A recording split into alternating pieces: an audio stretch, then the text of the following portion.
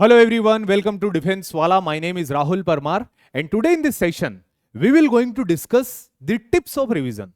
अब बेटा आखिरी के 20 दिन बचे हुए हैं, अब हमें रिवाइज करना है। जिस जर्नी को हमने सितंबर में स्टार्ट किया था, सितंबर में हमने चीजों को पढ़ना शुरू किया, सारे सब्जेक्ट्स को हमने डीप और डिटेल में पढ़ा, बट अब टाइम आ गया है कि उन सारी चीजों का रिवीजन करें। देखो क्या होता है, हमारा माइंड जो होता है ना, वो एक लाइब्रेरी की तरह होता है जिसके अंदर अलग अलग कॉलम होते हैं जहां पर किताबें रखी होती। अगर आपको पता नहीं होगा कि कौन सी किताब आपने कहाँ रखी, काफी दिन से उसको खोली नहीं होगी, तो आप भूल जाओगे सब कुछ। तो इसलिए जरूरी होता है कुछ शॉर्ट टर्म वे, कुछ लॉन्ग टर्म वे में रिवीजन किया जाए। क्यों? क्योंकि बेटा देखो, एक चीज मैं आपको बता देता हूं। फॉर एग्जांपल मैं यूपीएससी सिविल सर्विस की बात करता हूं, तो सिविल सर्विस में क्या होता है कि आप प्रिलिमिनरी एग्जाम निकालते हो मेंस को एलिजिबल करने के लिए, बट सीडीएस के अंदर ऐसा नहीं होता। आपकी जो रिटन एग्जाम है वो आपका एसएसबी और आपका मेडिकल, इन तीनों को कंबाइनली जोड़ा जाता आपकी मेरिट लिस्ट निकालने के लिए। तो ये बहुत जरूरी हो जाता बेटा हमारे लिए कि हमारे रिटन एग्जाम के अंदर बहुत अच्छे मार्क्स आए, क्योंकि ऐसे कई एग्जांपल्स हैं जिनके रिटन भी क्वालिफाई हो गया, एसएसबी भी क्वालिफाई हो गया, मेडिकल भी हो गया, बट मेरिट लिस्ट में नाम नहीं आया। क्यों? क्योंकि सब में कम कम नंबर थे। तो हमें हमेशा स्टार्टिंग से ही ऐसी अप्रोच रखना है कि हमारा फाइनल मेरिट लिस्ट के अंदर नाम आ जाए। तो किस तरह से हमारी रिवीजन की अप्रोच रहेगी रिटन एग्जाम को क्वालिफाई करने के लिए, ना सिर्फ क्वालिफाई करने के लिए बट उसके अंदर बहुत अच्छे मार्क्स गेन करने के लिए, आइए उसे डिस्कस करते हैं दोनों के लिए ही। पहले हम बात कर लेती आईएमए, आईएनए और एएफए के लिए। अब देखो, अगर हम आईएमए, आईएनए और एएफए की बात कर रहा हूं, तो ये दोनों यानी इंग्लिश के और जो जनरल नॉलेज के सब्जेक्ट है ऑटोमेटिकली उसके अंदर ऐड हो जाते हैं। मैं यहां पर पर्टिकुलरली डिस्कस कर रहा हूं एलिमेंट्री मैथमेटिक्स को, फिर बाद में हम उन दोनों की बात करेंगे। अब क्या होता है बेटा, मैथ्स एक प्रैक्टिस का काम होता है। सबसे पहले आप इंपॉर्टेंट टॉपिक्स को सिलेक्ट कर लो, कौन कौन से सबसे इंपॉर्टेंट टॉपिक्स है, वो जियोमेट्री के हो, वो ट्रिग्नोमेट्री के हो, वो अलजेब्रा के हो। आपको कई बार बताए गए स्ट्रेटेजी के अंदर भी और आपको क्लास के अंदर भी बताया गया कि कहां से क्वेश्चंस आते हैं, है ना। उस बारे में भी मैं आगे बताऊंगा।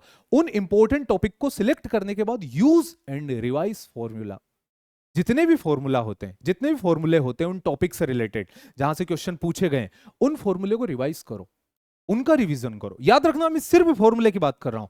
उन फॉर्मूले को रिवाइज करो, उनको लर्न करो, फॉर्मूले को चिपका लो दीवार के ऊपर। याद रखना, चिपका दो, कोई इशू नहीं। बाद में उन फॉर्मूले से प्रैक्टिस करो क्वेश्चंस की। यहां तक का पॉइंट क्लियर हुआ? पहले फॉर्मूले को लिखना है, रिवाइज करना। किसको रिवाइज करना? फॉर्मूले को। और उस फॉर्मूले को एग्जीक्यूट करके, उस फॉर्मूले को अप्लाई करके क्वेश्चन की प्रैक्टिस करना है। So this is for the mathematics. अगर इंग्लिश की बात कर लें, again same with English, select the important topics. जो भी इंपॉर्टेंट टॉपिक्स होते जहां से सबसे ज्यादा क्वेश्चंस आए, उन टॉपिक्स को सिलेक्ट करो।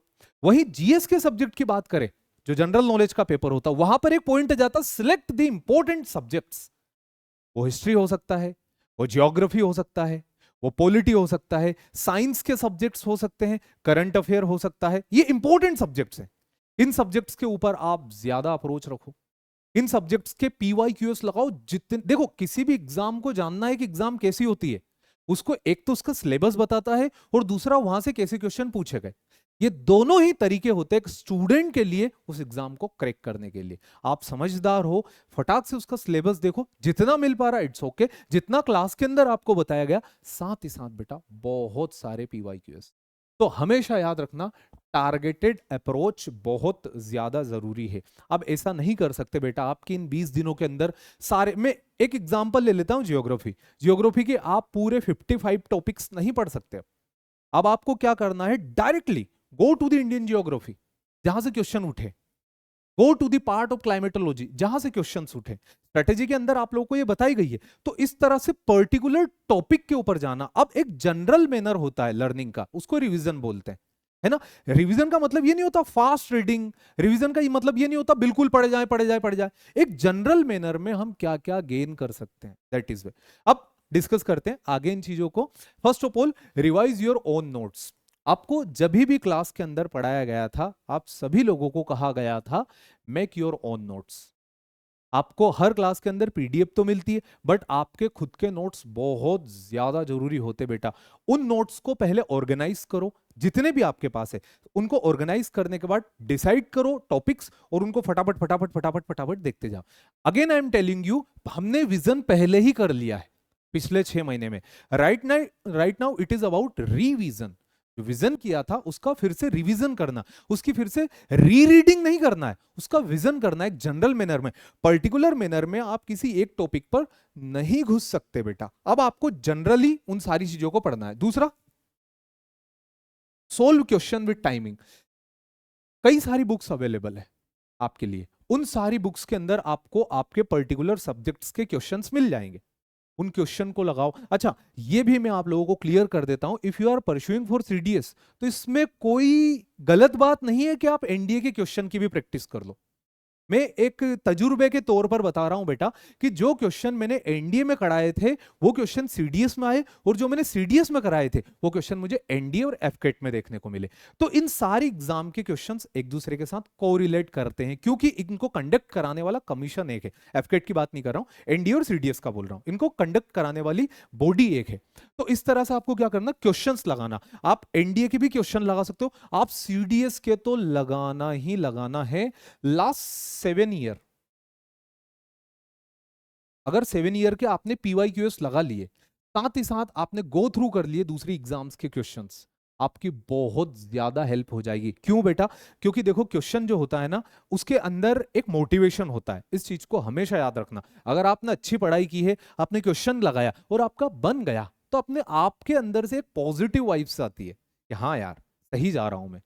समझ रहे हो ना मेरी बात? तो क्वेश्चंस लगाओ। देखो दो चीज होती है, पहली चीज तो आपको या तो मोटिवेशन मिल जाएगा उस क्वेश्चन को लगाने के बाद, अगर ऐसा नहीं हुआ तो दूसरी चीज वो क्वेश्चन आप सीख जाओगे।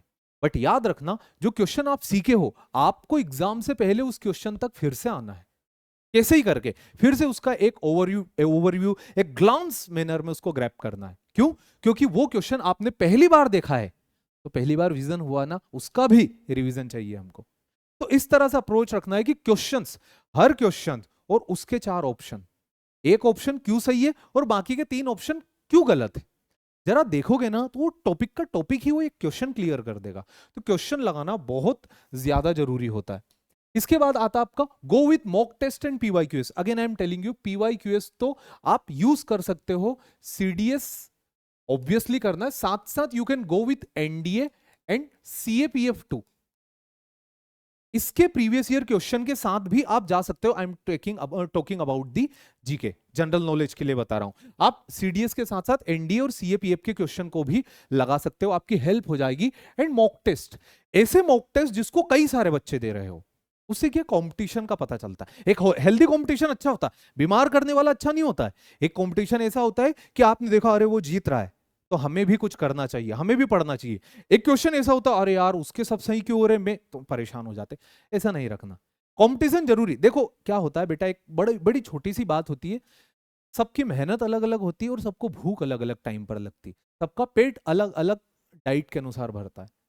कुल मिला के बात यह है कि कौन कब पढ़ाई की है, हो सकता है उन्होंने उनके स्कूल डेज में वो क्वेश्चन पढ़ लिए होंगे जो आपने अभी पढ़ रहे हैं, तो उनका तरीका, ग्रैपिंग पावर सब कुछ अलग होगी, आपकी अलग होगी। तो कंपेयर मत करो, कंपेयर करना है, मैं क्या बोल रहा हूं, कंपेयर करना है। अगर उसने किया तो हाँ मैं भी करूंगा, बट ये नहीं कि उसने किया यार मैं कर नहीं सकता, अब तो हो नहीं पाएगा, ऐसा मत करना यार, है ना। क्योंकि मैं बोल रहा हूं ना, आपका कर्म ही आपको आगे ले जाएगा, वही ना, जितना काम किया ना भूख उसके अनुसार ही आपको लगेगी। आगे बात करते हैं, just reading notes without interacting with them is ineffective. ये पॉइंट भी है बेटा कि जैसे फॉर एग्जांपल कोई पर्टिकुलर टॉपिक्स होते हैं, मैं एक एग्जांपल ले लेता हूं, कोरियोलिस फोर्स। कोरियोलिस फोर्स में आपको northern hemisphere right hand side, southern hemisphere left hand side, deflection बता दूंगा, आप समझ जाओगे। बट जब आप इसे किसी के साथ इंटरेक्ट करोगे ना, तो आपके सारे तार खुल जाएंगे। ओह ये ऐसा होता है जब उसने आपसे कोई पलट क्वेश्चन पूछ लिया और आपने सही जवाब दिया। मतलब इंटरेक्शन बहुत जरूरी होता है बेटा, कोई सा भी टॉपिक हो। ये मैं डिस्कस कर रहा हूं कॉन्सेप्चुअल चीजों के लिए। जितने भी कॉन्सेप्चुअल पार्ट्स होते हैं, वो फिजिक्स हो, वो जियोग्राफी हो, आपका वो इकोनॉमिक्स हो, जहां पर कॉन्सेप्ट्स लगते हैं, उन कॉन्सेप्ट्स को आप किसी से डिस्कस करो। और जब उनसे डिस्कस करोगे, उनको बताओगे, रखो ना, हमारे फ्रेंड्स होते आखिरी के 20 दिनों में आपकी कोई भी मदद कर देगा, है ना। जो सच में आपका रियल फ्रेंड होगा, आप उनके साथ इन कॉन्सेप्ट्स को डिस्कस करो, आपकी यहां हेल्प हो जाएगी। Make a concept map and diagram and help clarify concept in your own mind. देखो, माइंड में डायग्राम, फॉर्मूला, ये बहुत ज्यादा जरूरी है। जब से आपकी प्रिपरेशन चालू हुई है ना, तब से आपको ये बात बताई जाती है कि बेटा माइंड मैप बनाओ। ऐसा नहीं होता, जब आप बोलते हो ना सर प्लीज इसका माइंड मैप बता दीजिए, वो माइंड मैप हमारे माइंड के अंदर पहले से डेवलप होना चाहिए। जब हम थ्योरी पढ़ते हैं, जब थ्योरी पढ़ रहे हैं, कोई सा फॉर एग्जांपल आपको एंडोजेनेटिक एक्सोजेनेटिक फोर्स बता रहे, तो weathering, erosion, mass movement, deposition, ये आपके दिमाग में चलना चाहिए कि एक गोला इधर बना दिया, ये और खत्म काम। माइंड में जितने खुद से बनाओगे ना, माइंड उतना ही आपका शार्प होगा। और वो अगर तब से करते तो अब मदद हो जाती, बट अब से भी करोगे तो आगे मदद हो जाएगी। आई एम टेलिंग यू बेटा, अगर आप बहुत अच्छे से करोगे ना, तो डेफिनेटली मार्क माय वर्ड्स, आपको अचीव हो जाएगा जिसके लिए आप मेहनत कर रहे हो। ठीक है, आगे बढ़ते हैं। अगला जाएगा कुछ, ये तो एकेडमिक चीजें थी कि आपको रिवाइज कैसे करना, आपको किस तरह से अप्रोच रखना। सिंपल सा फंडा था, मैंने क्या बताया आपको, targeted approach, select the important topic, select the important subject, use formula, revise formula, practice numericals. ये मैथमेटिक्स के लिए हो गए। इंग्लिश के लिए इंपॉर्टेंट टॉपिक्स, उनका revision, same goes with GS, ये रिवीजन का बता दिया मैंने। बट इसके अलावा अपने आप को कैसे संभालना है, पहला स्टे काम। स्टे काम का मतलब क्या, अपने आप को शांत रखना है। शांत रखने के लिए क्या करो, या तो मेडिटेशन कर लो, कुछ गेम्स खेल लो, कुछ योगा कर लो अगर आपको आता हो तो। मेडिटेशन कर लो। देखो क्या होता है, मेडिटेशन एक लॉन्ग टर्म प्रोसेस होती है। ऐसा नहीं है कि हमने आंख बंद करी, ओम जपा और हमको फायदा मिल गया, नहीं। Don't compare, don't expect. वो सिर्फ हम कर रहे हैं अपने आप को शांत रखने के लिए।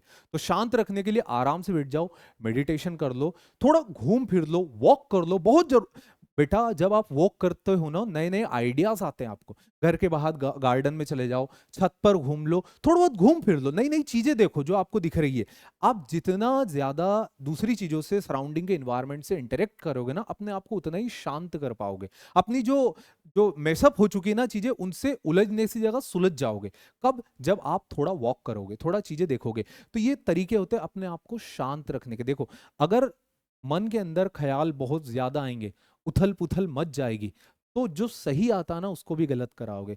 ये तो मैं आपको अंत तक कहूंगा बेटा, कि आपको सब कुछ आता है तो भी शांत रहो, और अगर आपको बहुत कम आता है, सीखने की ललक है, तो भी शांत रहो। तरीका मैंने बता दिया, या तो मेडिटेशन कर लो, या वॉक कर लो, आराम से उस टॉपिक को पढ़ लो।